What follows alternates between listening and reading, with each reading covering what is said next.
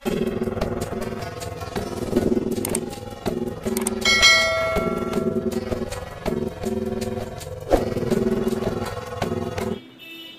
hari ini kita akan bahas tentang hadis Abi Hurairah.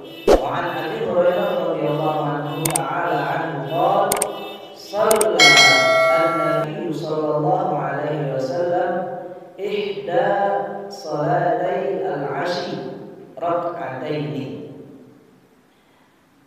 thumma qama ila khashabatin fi muqaddamil masjid.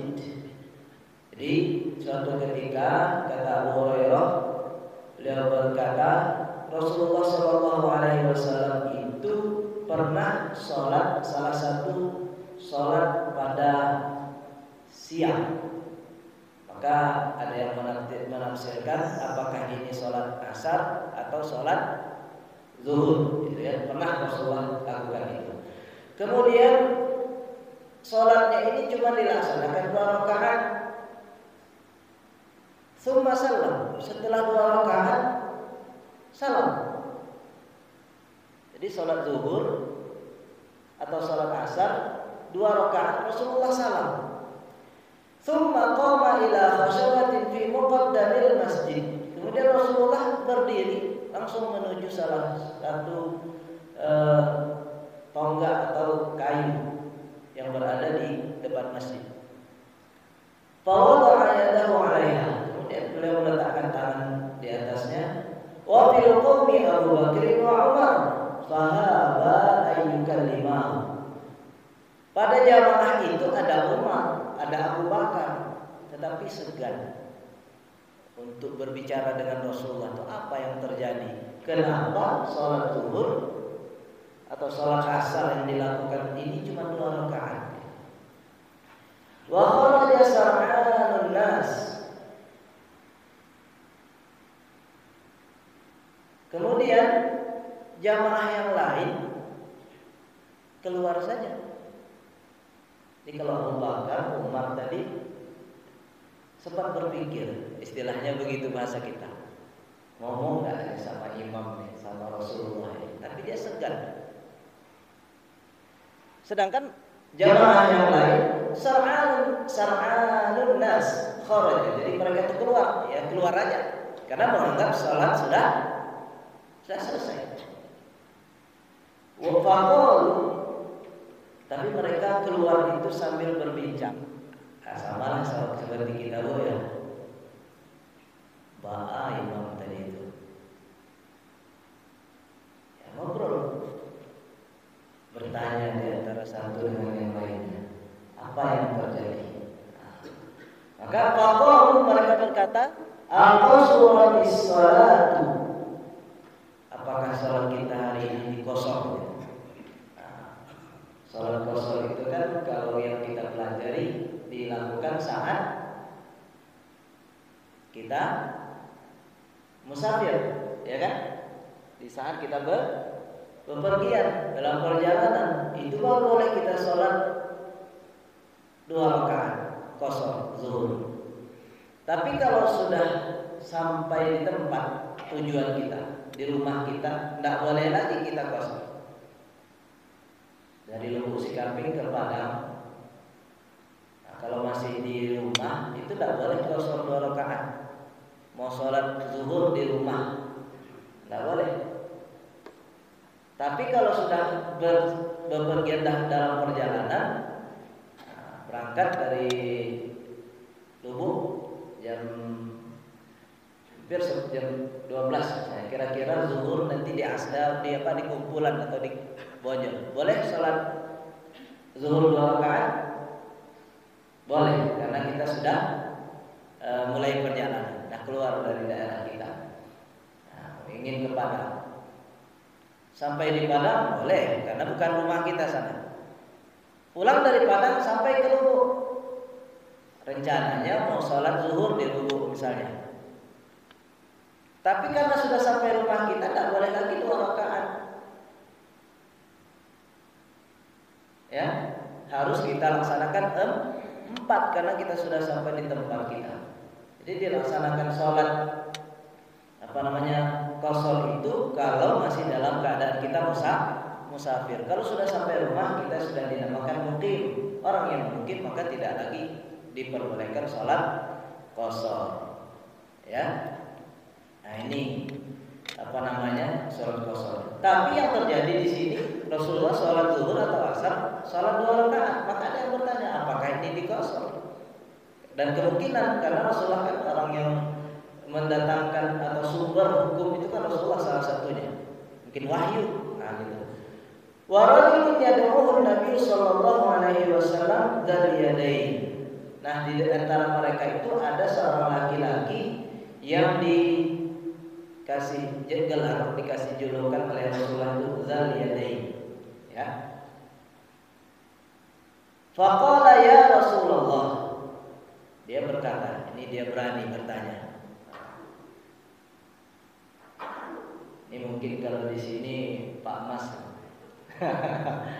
yang berani bertanya gitu, mewakili jamaah gitu kan. Perlu juga sifat-sifat seperti Dzal Yadaini. Kalau tidak diam aja sampai ke rumah masih yang dipikirkan ba'alah imam tadi itu. Apa yang terjadi gitu kan? Nah, mohon maaf Pak Haji, aku sekedar apa namanya mengambil salah satu hikmah gitu ya, bahwasanya perlu juga ada orang yang bertanya. Hanya saja mungkin berbeda di sini. Sini kan tentang sholat. Yang para sahabat bingung. Abu Bakar dan Umar saja ya segan. Begitulah kita kan gitu ya. Nah, seorang pemimpin kita biasa kita ikuti. Apalagi Rasulullah itu melakukan sesuatu itu ada panutannya, ada tuntunannya. Nah, mungkin berpikir ini wahyu gitu ya. Maka Dzal Yadain bertanya, ya Rasulullah, anasita am qusirat? Apakah engkau lupa atau sholat kita di qashar? Nah, dipendekkan. Qashar itu pendek, qasirun pendek gitu ya. Nah, jadi kalau nak kasih nama anak jangan dikasih nama qasir gitu ya. Walaupun mungkin dia tinggi. Nggak enak pandangan kita atau nama itu rasanya kurang pas gitu ya, qasir pendek gitu. Banyak nanti terjemahan orang. Pendek umurnya, pendek rezekinya. Nah, jangan kurang pas gitu ya. Qasirun. Dan rasul-rasulnya belum ada nama sahabat qasir gitu kan. Baik. Faqala lam ansa wa lam tuqsar. Kata Rasulullah, saya enggak lupa dan juga tidak dikasar, tidak dipendekkan salat kita. Berarti Rasulullah yakin dengan salat dia tadi 4 ya kan? Karena dia bilang saya tidak lupa. Kemudian tidak juga dikasar. Faqala bala qad nasita. Tapi Dzal Yadaini bilang, ya Rasulullah, tapi sesungguhnya engkau lah lupa, lah lupuh, kan? Fasalla raka'ataini tsumma sallam. Rasulullah langsung melaksanakan itu, sholat 2 rakaat lagi. Nambah sholat 2 rakaat lagi, kemudian salam. Tsumma kabbara. Setelah salam baru beliau bertakbir, fasajada, baru sujud. Sujud apa ini? Sujud sahwi ya. Jadi kalau yang hadis pertama sebelum salam, ini Rasulullah salam dulu baru sujud sahwi. Fasajada mithla sujudihi aw atwala thumma rafa'a ra'sahu fakabbara. Ya, salat seperti sujud biasa seukuran itu atau lebih panjang di sini disebutkan. Jadi sujud sahwinya agak panjang. Bisa saja karena di sini disebutkan au gitu ya. Mithla sujudi, seperti sujud-sujud yang biasa atau lebih panjang dikit gitu. Kemudian mengangkat kepalanya dan bertakbir juga. Tsumma wada'a ra'sahu, kemudian turun lagi dan bertakbir juga. Fasajada mithlu sujudi au atwa. Jadi sujud pertama, sujud kedua sama. Kurang lebih begitu ya. Tsumma rafa'a ra'sahu wa kabbar, muttafaqun alaihi. Jadi 2 kali sujud yang dilakukan oleh Rasulullah SAW. Riwayat ini diriwayatkan oleh Imam Al-Bukhari. Di riwayat Imam Muslim, wa fi riwayatin li Muslimin salatul asri. Disebut itu salat asar. Di riwayat Imam Bukhari itu tidak disebutkan salat apa. Salah satu salat yang dilakukan pada siang, yaitu apakah salat zuhur atau salat asar. Di riwayat Imam Muslim salatul asar disebutkan bahwasanya salat asar yang terjadi kekurangan ini. Wali Abi Dawud faqala asadaqa dzul yadain. Di riwayat Imam Abu Dawud, Rasulullah pernah bertanya kepada para sahabat, yang diucapkan atau disampaikan oleh Zulyadain tadi benar enggak? Jujur enggak dia tadi? Benar enggak? Fa'auma'u, para sahabat mengasih isyarat. Ai na'am. Jadi isyaratnya itu benar gitu ya. Jadi Rasulullah bertanya kepada para sahabat yang lain, benar enggak apa yang disampaikan oleh Zulyadain? Maka para sahabat manggut kalau bahasa kita itu, memberi isyarat benar Rasulullah. Wa ya fi sahihain, ya, riwayat ini di dalam sahih yang dua, yaitu sahih Bukhari dan sahih Muslim. Lakin bila faqalu wa fi riwayat lahu wa lam yasjud hatta yaqalahu Allah taala ala dzalik. Di riwayat Imam Abu Dawud ini bahwasanya Rasulullah itu tidak sujud sampai Allah memberikan keyakinan kepadanya. Baik Bapak dan Ibu yang dimuliakan Allah, ini hadis Abu Hurairah dan sering dikenal hadis Dzul Yadain. Jadi pernah Rasulullah SAW itu salah satu sholat, baik itu sholat zuhur atau sholat asar, kejadian seperti ini. 2 rakaat sah. Baik, penjelasan hadis ini Bapak dan Ibu yang dimuliakan Allah, hadisnya yang pertama yang dapat kita ambil dari hadis ini, ala anna niyatal khuruji minas salati wa qat'uha idza kana bina'an ala dhanni tamami la yujibu butlanuha walau sallamat taslimataini wa anna kalaman nasi la yubtilus shalah. Jadi kalau kita sudah yakin, atau mungkin bukan yakin 100%, tapi kita sudah berkeyakinan hampir 100% gitu, sudah 4 rakaat ini, kemudian salam, maka di sini disebutkan la yujibu, ya, tidak membatalkan butlan, tidak batal salat kita, karena sudah ada keyakinan, atau mungkin zannat tamam, tidak mengira kita sudah sempurna salat kita ini. Jadi kalau misalnya ada orang salat 2 rakaat salam, itu kira-kira apa yang kita pikirkan? Mungkin dia lupa, ya enggak? Atau mungkin dia sudah menganggap salatnya sudah lengkap, makanya dia salam. Kalau dia tahu salatnya belum lengkap, batal salatnya. Salat zuhur baru 2 rakaat, tahu dia assalamualaikum warahmatullahi wabarakatuh. Kita tanya, kenapa tadi salam duluan? Baru 2 rakaat, sengaja. Sah salatnya? Sah salatnya? Tidak, karena dia tahu. Tapi kalau kita tanya, kamu yakin lah selesai salat kamu misalnya kan, lah hampir rakaat, baru kita bilang, oh apa tadi salatnya baru 2 rakaat. Kan begini kejadian Rasulullah itu. Makanya hadis ini pertama pelajaran yang bisa kita ambil bahwasanya kalau ada orang sholat, dia mengira sudah sempurna sholatnya, walaupun pada hakikatnya belum. Nah, karena perkiraan dia sudah sempurna, entah itu dia lupa gitu ya, atau lain sebagainya, maka sholatnya tidak batal.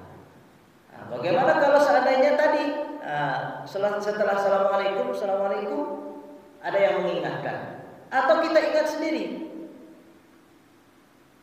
maka ditambah, gitu kan? Nah, ditambah. Kemudian di sini juga anna kalaman nasi la tubtilu shalah. Di riwayat ini, orang yang lupa kalau dia sholat ngomong gitu, tidak membatalkan, ya. Dan ini mazhab jumhur. Walaupun ada mazhab yang lain, di antaranya mazhab Abu Hanifah itu sengaja atau tidak sengaja ngomong dalam sholat batal, gitu ya. Sengaja atau tidak sengaja. Tetapi mazhab jumhur tidak membatalkan. Saya pernah kecil dulu, kan sholat saya gini, lagi gini, saudara saya datang, Mas, sudah wudhu, sudah bilang. Nah, gimana itu? Sengaja? Enggak, jawabannya tadi? Ya, kan dia menjawab dia tuh. Iya. Sudah wudhu, Mas, sudah. Kan ngomong tuh. Iya. Enggak kecil tuh. Iya, iya. Masih kecil dulu ya. Nah, maksudnya seperti itu kita kan nggak tahu tuh. Iya. Enggak sadar Pak Haji ya. Tidak sadar kan menjawabnya itu kan? Spontan. Iya. Kalau berdasarkan hadis ini, bagaimana sholatnya? Ya, lanjutkan. Karena dia tanpa sengaja. Setelah, ambu aku lagi sholat, tapi ambu aku lagi sholat itu yang tidak boleh ucapkan. Spontan gitu ya. Nah. Kita sedang sholat, ada tamu, baca assalamualaikum, aja subhanallah tuh gimana ucapannya? Kalau ada tamu kita lagi sholat, tamu lihat kita sholat kan? Enggak, itu bukan kok. Enggak tahu juga kan? Dia tidak tahu gitu ya. Baik. Bagaimana Ustaz? Kalau kita ucap subhanallah, dia kedengaran, bagus. Ya. Kalau tidak kedengaran gimana? Ya lanjut aja, tunggu dia. Tamu kita ini sedikit harus Ustaz sampaikan, Bapak dan Ibu. Kita bertamu itu kadang-kadang tidak sopan. Berapa kali kita bisa batas paling banyak enggak dengarkan? Apa 3 kali paling banyak atau gimana bacanya? Apanya? Subhanallahnya. Enggak kedengaran kan? 3 kali itu 3 kali subhanallah enggak dengar doang. Iya. Assalamualaikum. Iya. Apa mes ya kan tadi gue. Ya, jadi kalau dalam kita ini kata Rasulullah kan begitu, Ustaz Akmal pernah bahas itu. Kita mengetuk rumah orang itu 3 kali aja. Maksudnya 3 kali itu jeda, bukan yang pertama kan? Pertama jeda 3 kali. Tok tok tok tok tok, itu kan lebih gitu. Kasihlah jeda. Kedua kali ini keluar dari sedikit ini, cuman karena ada pertanyaan beliau. Kemudian kedua kali hendak juga dijawab atau hendak dibuka. Ketiga kali hendak juga dibuka. Gimana Bu? Pulang, bukan maksa. Ustaz, ambo tahu Ustaz ada orangnya di dalam. Gimana? Pulang, dia tidak mau kita menerima kita saat itu mungkin. Bahkan dia dah lihat saya Ustaz. Lah lihat kita itulah makanya pulanglah tuh.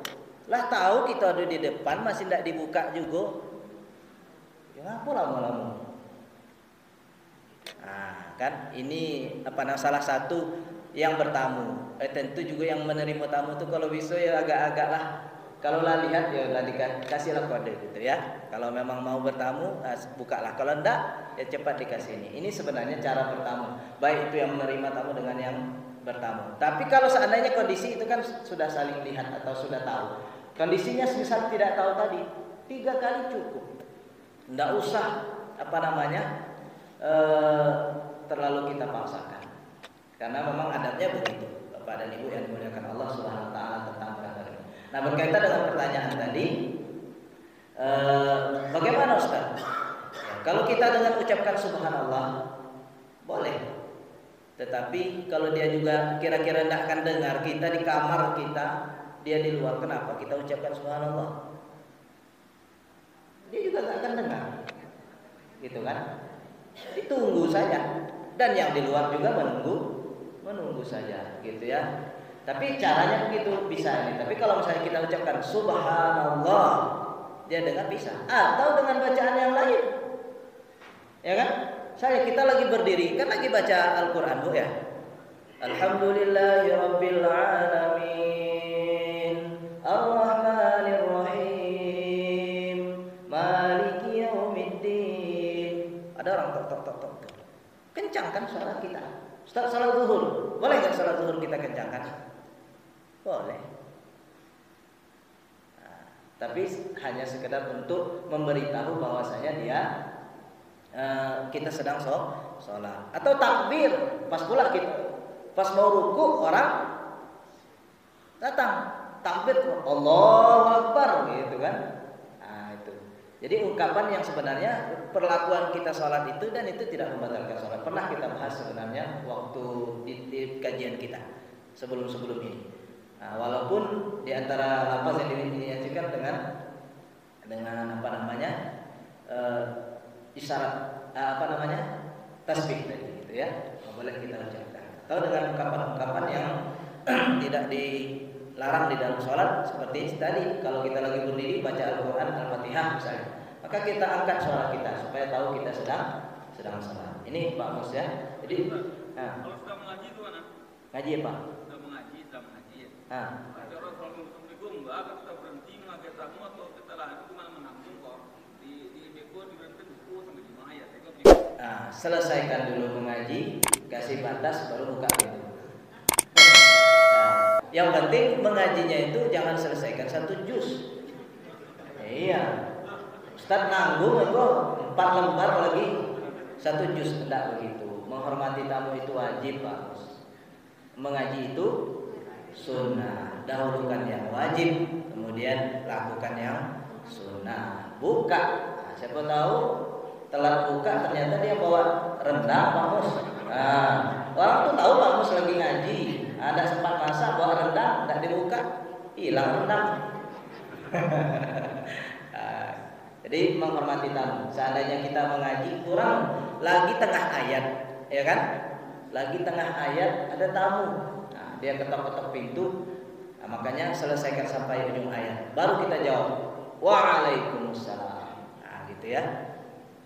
Jadi pandailah kita dalam mengelola ibadah-ibadah kita. Yang wajib didahulukan, kemudian yang sunnah kita lakukan kemudian. Baik, ini.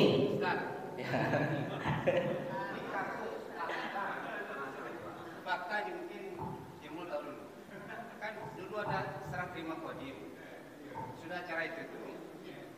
Jadi kami sholat di musalla qadim itu. Imamnya nggak usah saya bilang orangnya. Imamnya di sini ya orang pinggiran kau kaki wakil tapi setingkat level sedang. Jadi itu beda. Dia lagi masuk di luar. Ini pesertanya jemaahnya ganti mesti sesurat nih. Begitu dia mulai sama kan tadi kaitan dengan zuhur nih jahar.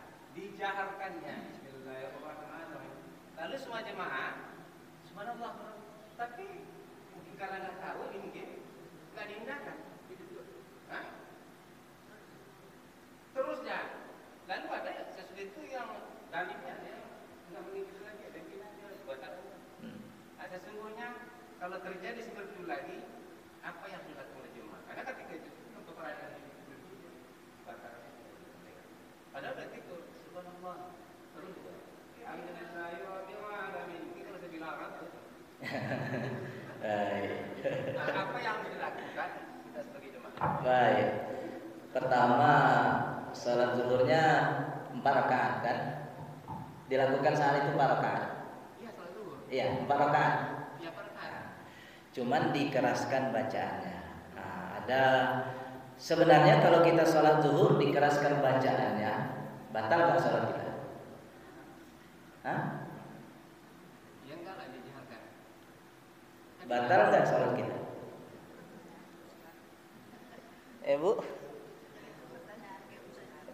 Ustaz nanya, Ibu kira-kira selama itu berpandangan apa?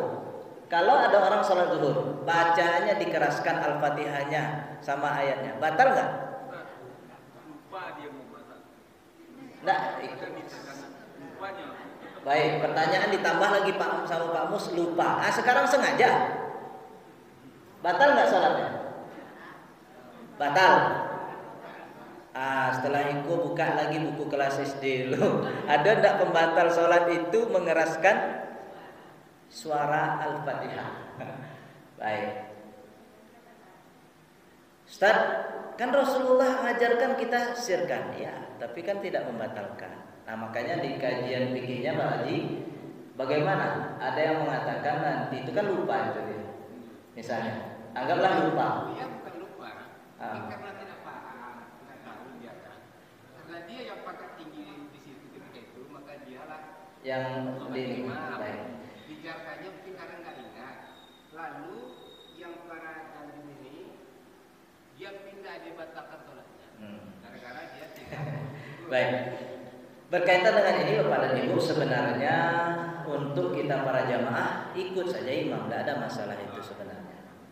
Adapun yang memisahkan itu boleh juga, karena ada dalam mengikuti imam itu sebenarnya kan pilihan makmum. Kita mau ikut dia apa enggak itu kan pilihan makmum. Tapi apakah wajib dia memisahkan? Tidak di sini, karena sholat tidak batal.